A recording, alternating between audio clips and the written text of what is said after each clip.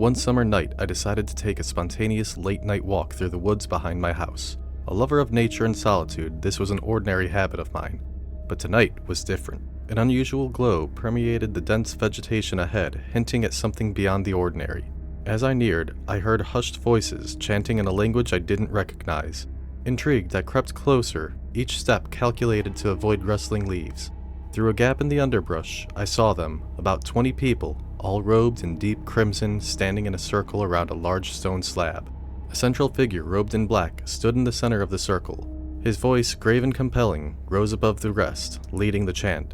An aura of eerie reverence hung in the air, every single face devoid of emotion, their eyes vacant and entranced. Something compelled me to stay and watch, a sense of morbid curiosity perhaps. As the chant reached a fevered pitch, the leader raised a golden dagger high above his head. Suddenly they all went quiet, their eyes fixated on the ominous blade. An offering was brought forward, a small wooden box, intricately carved and inlaid with strange symbols. It was placed gently on the stone slab. The leader opened the box. A ghastly, sickly green light spilled out, bathing their faces in an eerie luminescence. As he plunged the dagger into the box, a wave of energy erupted from it.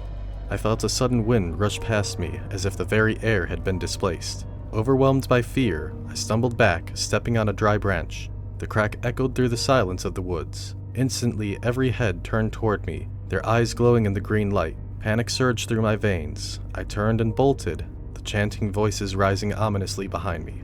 I burst through my back door, panting heavily, and locked it behind me, safe but not at peace. For in the days that followed, odd things began to occur. My things would move of their own accord, and I'd wake up with strange marks on my body.